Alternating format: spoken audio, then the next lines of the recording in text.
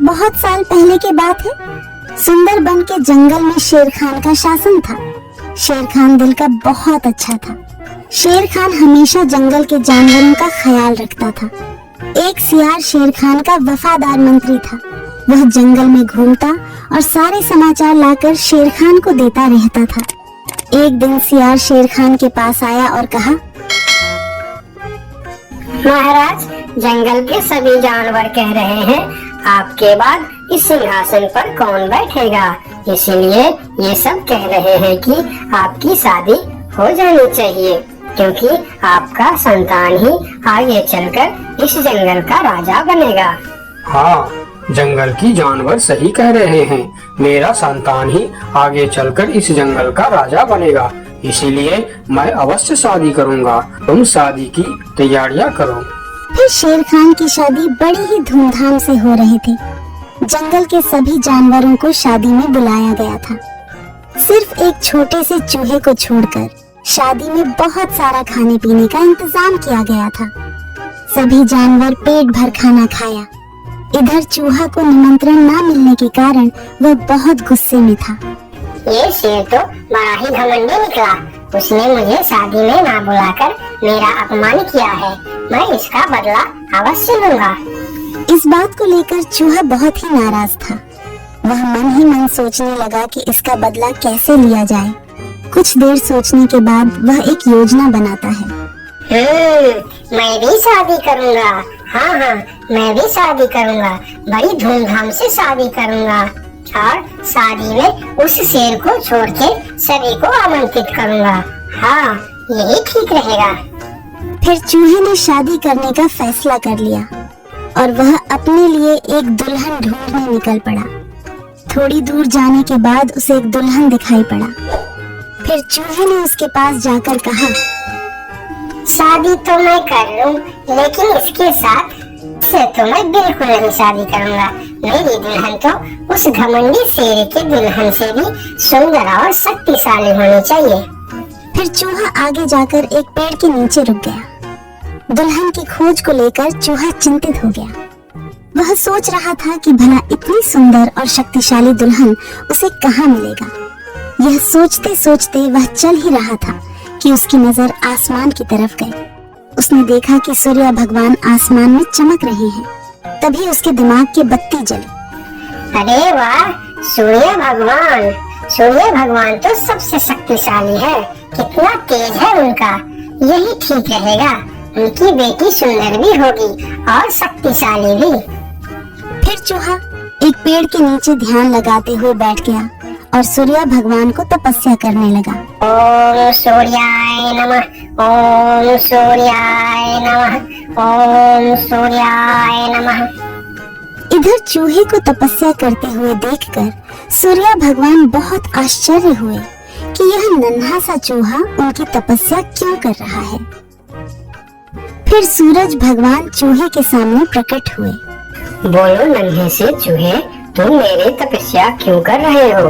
क्या चाहिए तुमको? तुम जो मांगोगे मैं तुम्हें वह सब दूंगा।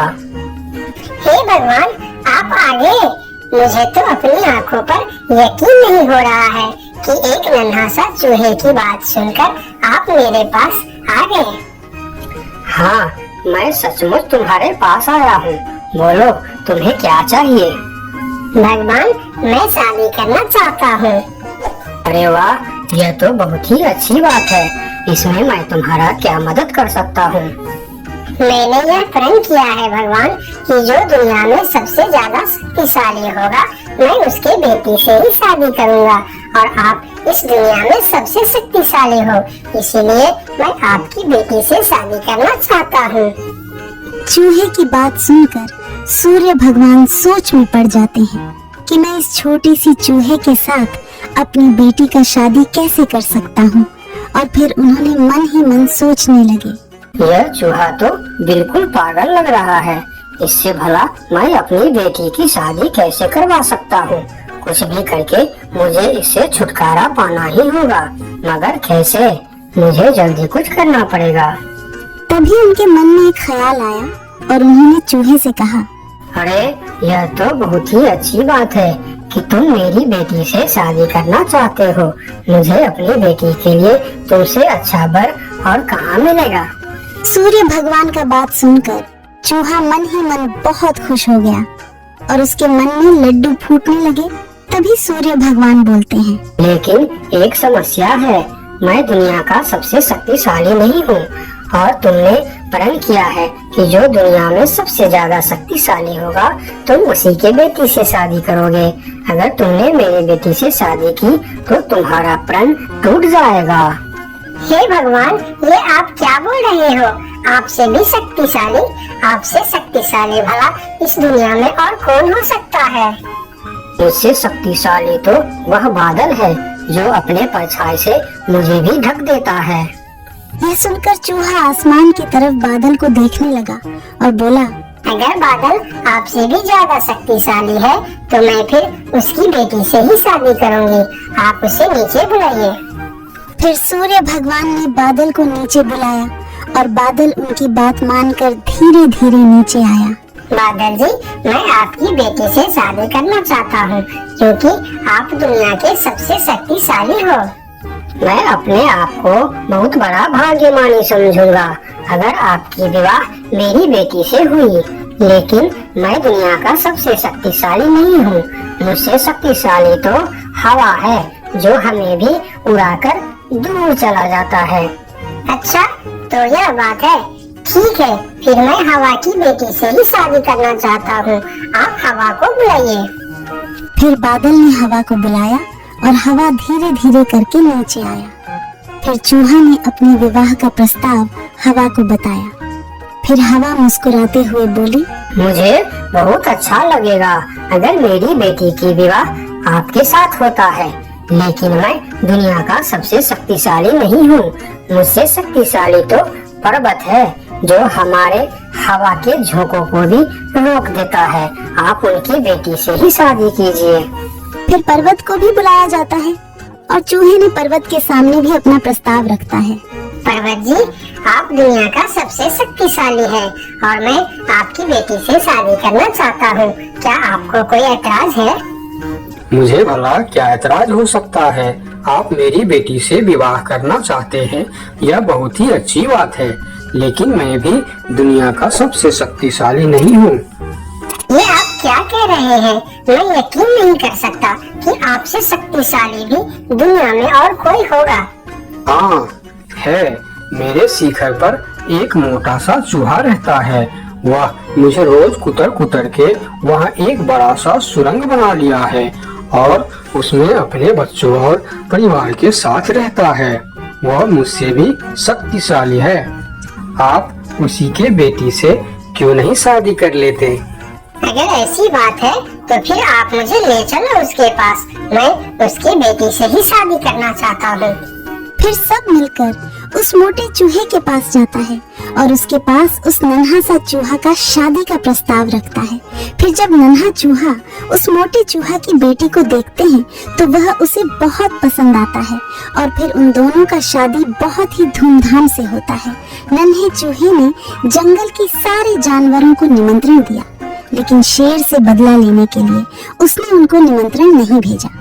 जब शेर खान को इस बात की खबर होती है तो शेर खान बहुत ही गुस्सा हो जाता है और अगले दिन सियार को उस चूहे के पास भेजता है और बोलता है, उस चूहे को कल मेरी दरबार में हाजिर करो। अगले दिन सियार उस चूहे को बुलाने के लिए उसके घर पर जाता है। अरे चूहा भाई, तुमको शेर खान ने याद किया है, जल्दी चलो। चूहा सियार के साथ शेर खान के दरबार में जाता है। उसे देखते ही शेर खान चिल्लाकर बोलते हैं, चूहे चूहे, तुम्हारी इतनी बड़ी दुस्साहस। तुमने अपनी शादी में जंगल की सभी पक्षी और जानवरों को निमंत्रण दिया और तुमने मुझे बुलाना सही नहीं समझा। मैं इस जंगल का राजा हूँ और सबसे शक्तिशाली भी।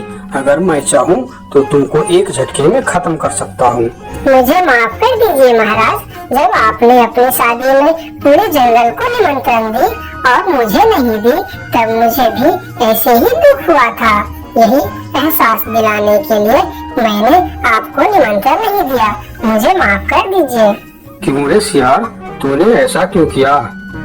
मैंने तो तुमको बोल दिया था कि जंगल के कोई भी पशु पक्षी छूटी नहीं चाहिए। फिर तुमने इस चूहे को निमंत्रण क्यों नहीं दिया? मुझे माफ कर दीजिए महाराज, गलती हो गई। मैंने सोचा यह छोटा सा जीव, इसको क्या निमंत्रण देने का, इसलिए मैंने इसे छोड़ दिया था। मुझे आप माफ कर दीजिए। ठीक है, अगले बार से ध्यान रखना। मेरे लिए जंगल का हर जीव एक जैसा है। यदि आपको हमारा वीडियो पसंद आए तो साहित्य एक नज़र कैडेट ऑफ कोलकाता को लाइक, सब्सक्राइब, फॉलो और शेयर करें। Thank you.